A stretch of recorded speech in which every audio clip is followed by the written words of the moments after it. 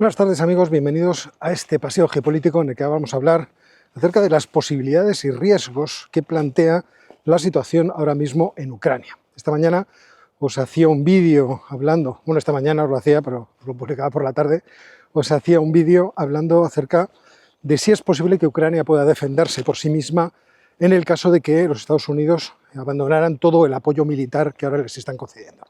Y lo que veíamos en ese vídeo es que bueno, los ucranianos han progresado mucho en estos años en su industria armamentística y los europeos están en camino claramente de rearmarse y ya han hecho muchos avances también en su industria armamentística, aunque todavía falta un buen trecho por realizarse. Pero hay muy buenas noticias en ese frente porque los países ya han entrado en la conciencia de que es necesario el incremento en el gasto público militar, porque el riesgo de que Rusia intente algo que sea peligroso no es una fantasía, sino que es un riesgo real y que puede manifestarse incluso en el corto plazo.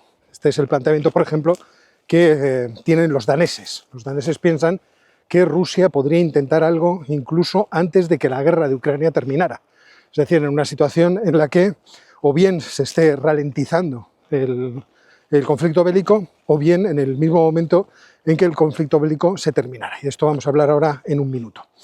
Porque lo que implicaría ese vídeo que estaba yo haciendo a instancias de una crítica que me hizo Fonseg en Twitter y que le agradezco, porque efectivamente yo creo que me había quedado un poco atascado en conocimientos pasados y como hacía tiempo que no le dedicaba atención a ese tema, al tema de la guerra de Ucrania, y él obviamente sí, pues su afirmación de que decir que Ucrania depende absolutamente de Estados Unidos es falsa o es incierta, pues creo que en su caso es una afirmación que era cierta y bueno, pues nos corregimos.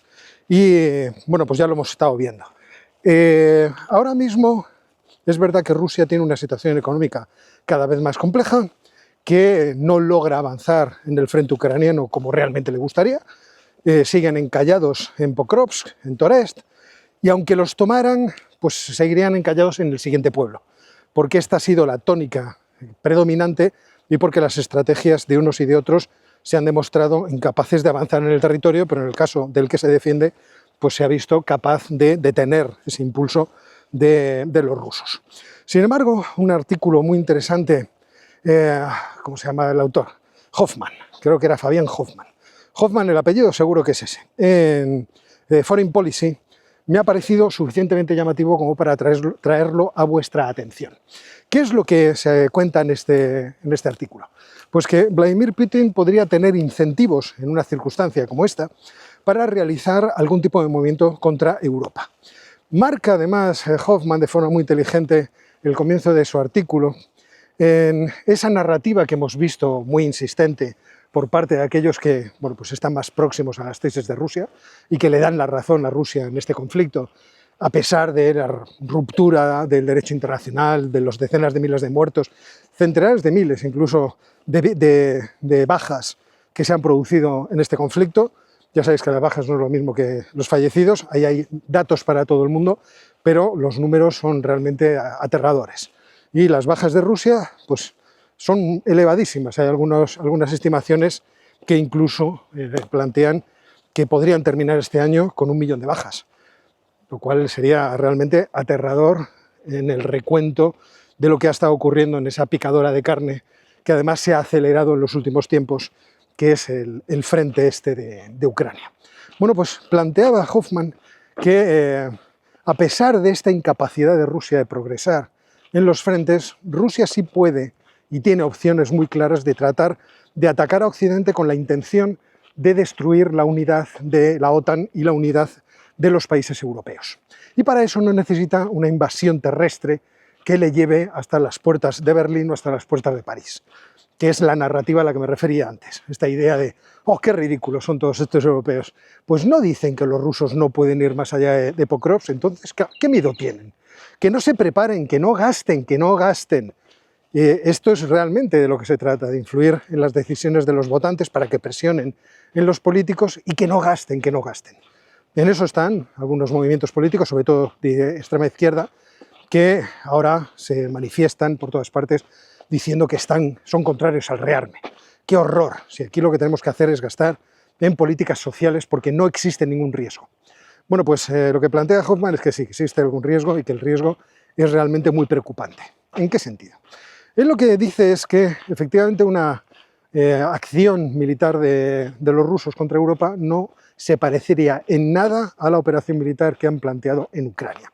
Y que lo que harían sería, primero, tratar de atacar seguramente un país, un Estado miembro de la Unión Europea, no dos ni tres.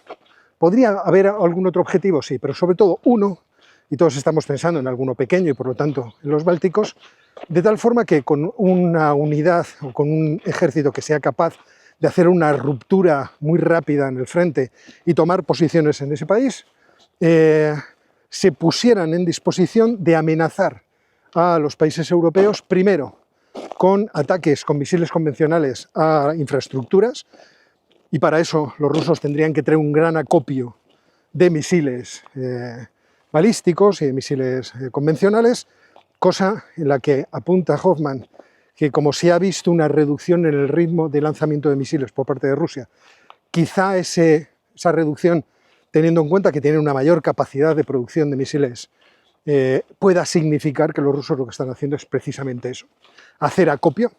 Y en segundo lugar, poner encima de la mesa la amenaza de las armas nucleares. Si ustedes entran aquí, yo utilizaré mis armas nucleares tácticas, de las cuales recordemos que tienen casi 2000. Bueno, teniendo en cuenta cómo son las cuentas estas, que siempre son cuentas presuntas y que solemos obtener, eso sí, gente que sabe mucho más que nosotros, pero que entiendo que no están en la intrahistoria de lo que realmente tienen o no tienen los rusos en su arsenal guardado. Por lo tanto, lo que estarían planteando es una situación de hecho que demostrara que el artículo 5 de la Alianza Atlántica es papel mojado y que los europeos no estarían dispuestos a ir adelante a un gran conflicto porque también en términos sociológicos los países europeos pues son un poco unos caguetas. Es decir, no están acostumbrados al dolor, no están acostumbrados al sacrificio y eso podría jugar a favor de una acción muy relámpago por parte de los rusos, seguida de un planteamiento lo suficientemente disuasorio desde el punto de vista de la violencia formal como para salirse con la suya. Por lo tanto, el objetivo, como os digo, no sería hacerse con territorio, que se harían con territorio, pero no quizá unas grandes cantidades del mismo, sino sobre todo quebrar la unidad europea y demostrar la inutilidad de la OTAN. Una vez demostrada esa inutilidad, la OTAN seguramente se desplomaría, dejaría de ser útil. Es por eso que los europeos tienen que moverse rápido en el terreno de poder tener lo suficiente para disuadir a los rusos de cualquier aventura de este tipo. En primer lugar, moviendo recursos militares a la frontera, es decir, desde Finlandia hasta Rumanía, hay que tener preparado ahí lo que pueda pasar. Bueno, ahí he exagerado un poco. Desde Finlandia hasta la frontera con Polonia. Ahí hay que tener pues, suficiente capacidad de resistencia en caso de que los rusos decidieran hacer un ataque. Siento que os esté dando el sol. A ver si poniendo aquí la cámara de lado... Es que es la dirección en la que tengo que ir. No es que lo haga a propósito para fastidiaros. De tal forma que los rusos tuvieran graves dificultades para realizar ese golpe inicial y por lo tanto romper defensas y hacerse con territorio, pero luego tienen los europeos que entrenarse en muchas cosas, en las que los rusos les llevan claramente ventaja.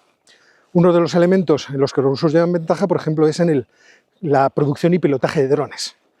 Claro, esta es una cuestión en la que yo no había caído, pero que obviamente tiene mucha importancia. ¿Cuál es la calidad del pilotaje de los drones? Afirma este autor que los rusos deben tener ahora algunos de los pilotos más preparados para el pilotaje de drones de todo el mundo. Aquí entiendo que los ucranianos también deben ser de los que tienen una capacidad de pilotaje de drones de las mejores del mundo. Y por otra parte, tienen la capacidad de producción de misiles balísticos y también de municiones de artillería, que los europeos por ahora van con rezago y con retraso en ese sentido. Entonces, todas estas cosas son cosas en las que los europeos tienen que espabilar y correr lo suficientemente rápido.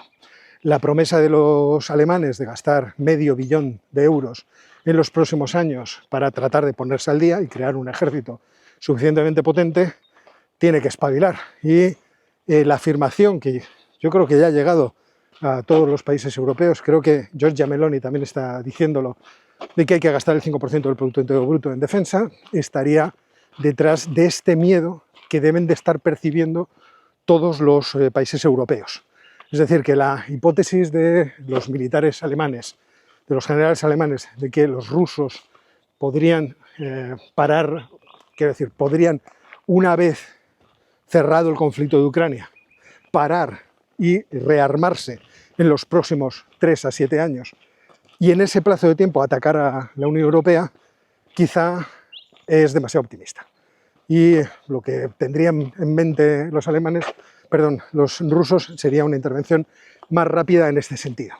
En el sentido de que sean capaces de forma muy agresiva poner encima de la mesa pues, la superioridad de la escalada, hasta tal punto que los europeos no tengan más remedio que levantar la bandera blanca y rendirse.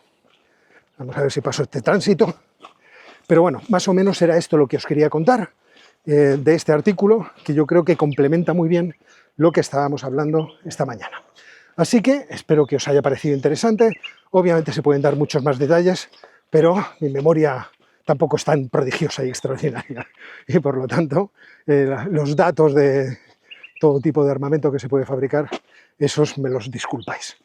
Pues nada, jóvenes, que ha sido un placer. Si os ha gustado este paseo geopolítico, pues suscribíos al canal para ver más, para que conozcáis cuando, bueno, activad las notificaciones para saber cuando saco más vídeos de estos y por favor dadle al botón de like para que estos vídeos pues se difundan y se vean más. Y por otra parte, lo de siempre, que nos vemos muy pronto. No os quejaréis de mi ritmo de generar PIB, ¿verdad? Venga, adiós.